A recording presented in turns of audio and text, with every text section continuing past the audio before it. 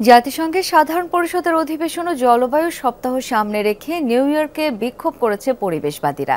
তাদের অভিযোগ, বায়ুমণ্ডলে কার্বন নিঃসরণ নিয়ন্ত্রণে কোনো কার্যকর উদ্যোগ নিচ্ছেন না বিশ্ব নেতারা।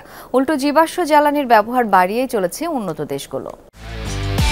একমাত্র ওয়ালটন এসি দিচ্ছে 1 বছরের রিপ্লেসমেন্ট গ্যারান্টি এবং কম্প্রেসরের 10 বছরের গ্যারান্টি। নিউ ইয়র্কের ব্রুকলিন ব্রিজ পরিবেশবাদীদের সরব পদচারণায় মুখর। জাতিসংঘের সাধারণ অধিবেশন ও জলবায়ু সপ্তাহকে কেন্দ্র করে শুক্রবার এই বিক্ষোভ মিছিলের আয়োজন করে পরিবেশবিদরা। তরুণদের ডাকে সাড়া দিয়ে এই বিক্ষোভ কর্মসূচিতে যোগ দিয়েছেন প্রবীণরাও। তাদের দাবি, ভবিষ্যৎ প্রজন্মের সুরক্ষায় পরিবেশ রক্ষার বিকল্প নেই।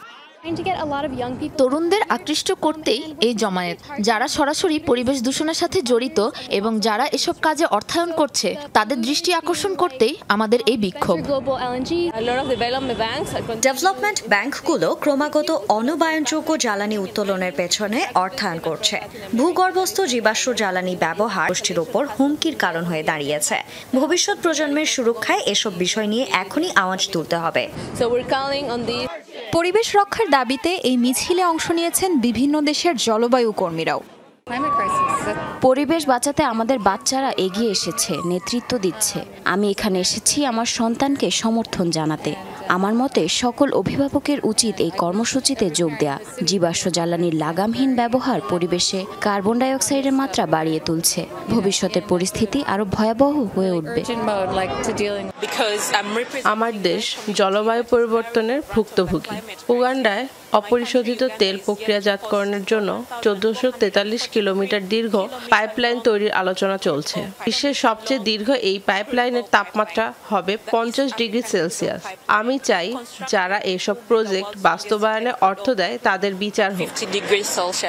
প্রতি বছর জাতিসংঘ সদর দপ্তরের সামনে পরিবেশ রক্ষায় কার্বন নিঃসরণ কমাতে আন্দোলন করেন পরিবেশবাদীরা। তাদের অভিযোগ, এরপরও টনক নড়ছে না বিশ্ব নেতাদের। জাতিসংঘের এবারের অধিবেশনে পরিবেশ রক্ষায় কার্যকর ব্যবস্থা গ্রহণ এবং জীবাশ্ম জ্বালানি সংক্রান্ত প্রকল্পে অর্থায়ন বন্ধের দাবি জানান পরিবেশবাদীরা। পৃথিবীকে বাসযোগ্য রাখা না গেলে আগামীতে হুমকিতে পড়বে মানব সভ্যতা, যার দায় উন্নত বিশ্বকে নিতে হবে বলে মনে করেন জলবায়ু কর্মীরা। তাজরিয়ান সোবহান, যমুনা নিউজ।